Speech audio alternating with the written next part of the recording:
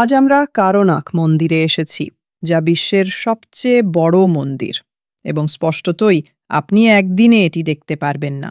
এটি এত বিশাল। এবং যা ইউসেফ আমাদের এখানে যে দেওয়ালটি দেখাচ্ছে তা সম্পর্কে বলেছে তা অসম্পূর্ণ। তারা দেওয়ালটি তৈরি করতে পারছিল না অবভিয়ামেন্টে।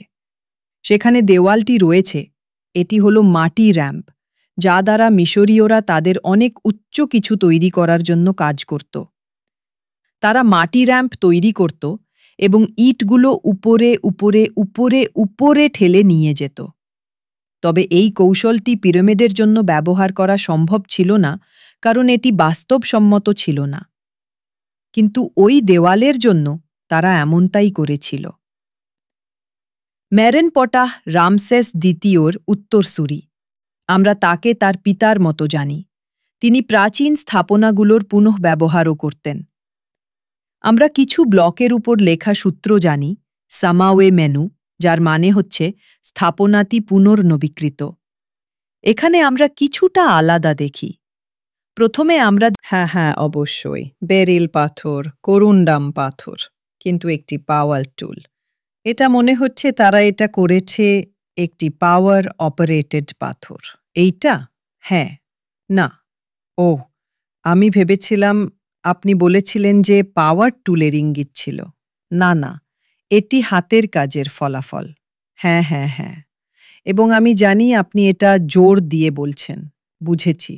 হ্যাঁ। এখানে সব কাজ কি হাতে করা? হ্যাঁ, হাতে সব কিছু? না, এখানে না। হায়েরোগ্লিফগুলি কিন্তু ডুন ডুন ডুন। এখানে আবার আমরা একটি মূর্তির অংশ দেখতে পাচ্ছি, এবং এখানে বেল্টে কোনো নাম নেই। হ্যালো আমার প্রিয়, ইউসেফ যখন বলছেন যে বেল্টে কোনো নাম নেই, তখন অন্যান্য মূর্তিগুলি প্রায় একই মূর্তি, যেগুলি বেল্টে কার্তুস খোদাই করা অবস্থায় পাওয়া গেছে, যেমন আপনি এখানে দেখতে পাচ্ছেন। এবং এখান থেকেই পুরাতত্ত্ববিদরা এই কাঠামোটি তারিখ করছেন।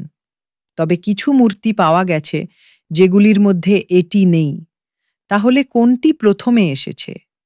যেটি নেই না যেটি আছে? এটি মনে হচ্ছে এটি মিশরীয় রাজতান্ত্রিক সময়ে পুনঃব্যবহার করা হয়েছিল। তবে এখানে দেখুন, আমি মনে করি এটি আগে যেমন ছিল তেমন তলিয়ে গেছে না। এটি আসলেই স্থির হতে হবে। ওয়াও! তাহলে আপনি কি ভাবছেন এটি মেশিন দ্বারা করা হয়েছিল না হাতে? আমি বিশ্বাস করি। কিভাবে আপনি ভাবছেন এটি মেশিন দ্বারা করা হয়েছে, হাতে নয়? আমি মনে করি এটি মেশিন দ্বারা করা হয়েছিল। হয়তো এটি হাতে করা হতে পারে, তবে পাওয়ার টুলের কোনো নিশ্চিত প্রমাণ না পেলে আমি নিশ্চিত হতে পারবো না যে এটি মেশিন দ্বারা করা হয়েছিল। ঠিক, তবে আমি আপনাকে দেখাবো। স্পর্শ করবেন না। ধন্যবাদ। ওহ, এটি ভয়ঙ্কর। এটি মধ্য রাজবংশ থেকে। এটা পাগল। এগুলি? হ্যাঁ, দেখুন। দেয়েলের মাথাটি দেখুন। হ্যাঁ, আপনি কি কুচি দেখতে পাচ্ছেন? এটি একটি কোবরা। সবকিছু বিস্তারিত। এমনকি তারা যে তারার ভিতরে আছে তা দেখতে পাচ্ছেন। ঘড়ি, পদ্মফুল দেখুন। হ্যাঁ, মুখ দেখুন। সাপের কুচি, সেগুলি এত বিস্তারিত।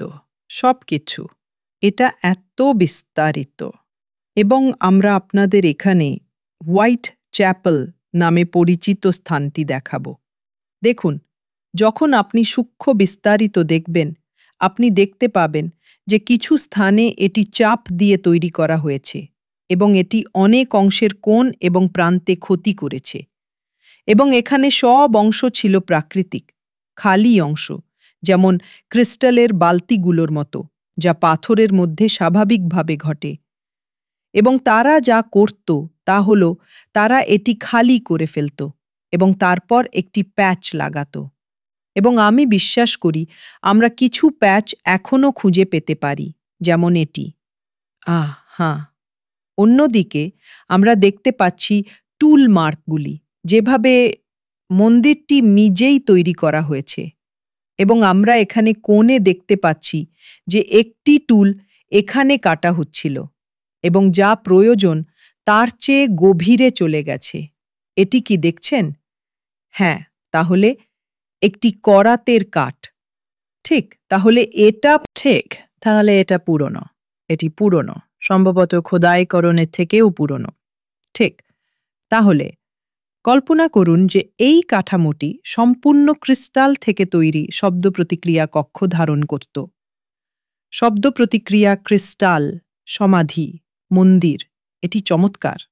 ও, হ্যালো, এটি অদ্ভুত। তাহলে আসলে ছাদটি ছিল একটানা একটি কঠিন টুকরা। এটা কি ছিল?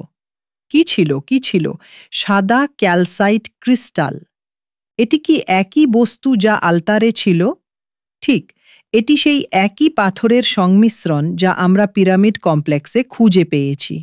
ঠিক, তাহলে কল্পনা করুন কারনাক মন্দিরে সম্পূর্ণ ক্রিস্টাল থেকে তৈরি শব্দ প্রতিক্রিয়া কক্ষ ছিল।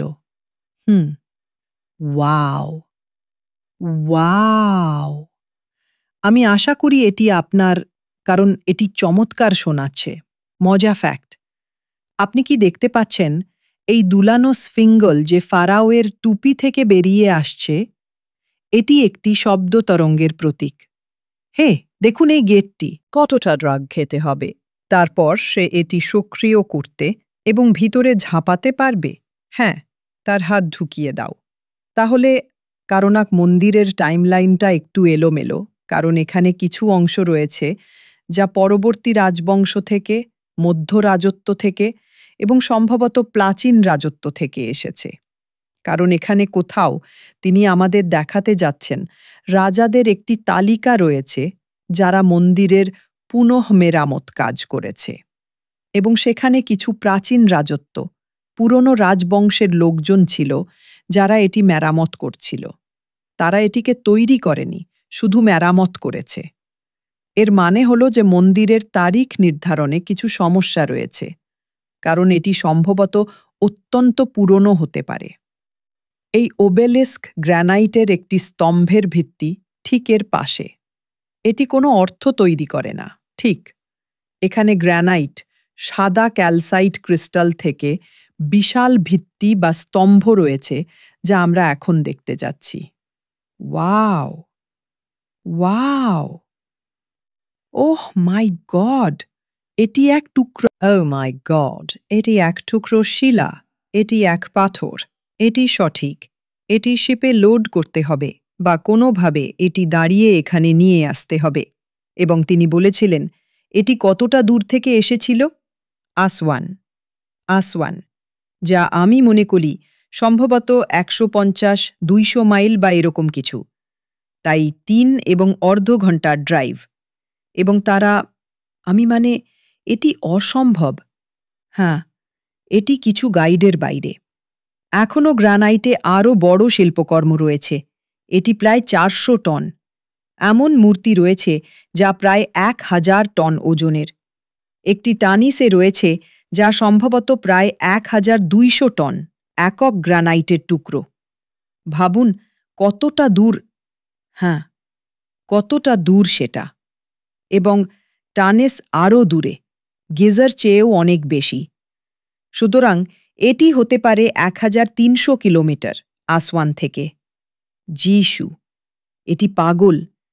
এটি একটি বিশাল স্তম্ভ যা স্পষ্টতই সাদা ক্যালসাইট থেকে তৈরি। এর বাকি কাঠামো কোথায়? হ্যাঁ, আপনি এখানে কিছু স্তম্ভের টুকরা খুঁজে পাবেন, যা অবশ্যই পুরনো কাঠামো থেকে অবশিষ্ট, যা একই পাথরের সংমিশ্রণে তৈরি হয়েছে, যেমনটি আমরা পিরামিড কমপ্লেক্সে দেখি। তাহলে এটি কি শুধুমাত্র ওই স্থানটির নিচে এলোমেলোভাবে রাখা হয়েছে? ঠিক, তবে এটি সেই স্তম্ভগুলির সাথে মানানসই নয়। এটি কোথাও মানানসই নয়। এটি অসাধারণ। ঠিক, এই লোকটির মাথা সামনে থাকলেও আপনি তার পিছনে দেওয়ালটি দেখতে পাবেন যে বাম দিকে পুরনো গ্রানাইট এবং ডান দিকে নতুন স্যান্ডস্টোন রয়েছে। তবুও হায়ারোগ্লিফ দেওয়ালটি উভয়েই লাগানো হয়েছে। এটি নির্দেশ করতে পারে যে কারো নাক হয়তো আমরা প্রথমে যেভাবে ধারণা করেছিলাম তার চেয়ে পুরনো হতে পারে, এবং মিশরীয়রা স্থানটি উত্তরাধিকার সূত্রে গ্রহণ করে পুনঃব্যবহার করেছে। এটি অদ্ভুত। এটি নিঃসন্দেহে একটি করাতের কাঠ। হ্যাঁ, হ্যাঁ, এটি একটি করাত। হ্যাঁ, হ্যাঁ, এটি একটি করাত। করাত যা পুরোটা উপরের দিকে চলে। এবং দেখুন কিভাবে আলাদা। আপনি এটি গ্রানাইটে প্রায় দেখতে পাবেন না, তবে স্যান্ডস্টোনটি খুব সুন্দর। তাহলে গ্রানাইটের বস্তু এখানে অনেক আগে ছিল, স্যান্ডস্টোনের বস্তু আসার আগে, তবে তারা একসাথে সাজিয়ে রেখেছিল। আমি দুঃখিত, শুধু এই করাতের চিহ্নটি দেখুন। এটি হাতে তৈরি করা সম্ভব নয়। ট্যুরে থাকা সমস্ত পাথর মিস্ত্রিরা এটি নিশ্চিত করেছেন। তাদের পেশাদার মতামত অনুযায়ী এটি একটি করাতের চিহ্ন। এটি এখানে কিভাবে আছে? এটি একটি করাতের চিহ্ন। করাত কাটানো। ঠিক, এটি আমাকে বোঝানো হয়েছিল কেন এই ছোট ত্রুটিটি, যা করাতের চিহ্নে একটি ভুল, এত গুরুত্বপূর্ণ। কারণ যদি আপনি হাতে গ্রানাইট খোদাই করেন, তাহলে কয়েক মিলিমিটার কাটতে ঘন্টার পর ঘন্টা লাগবে। সুতরাং এই ত্রুটি প্রমাণ করে যে যা কিছু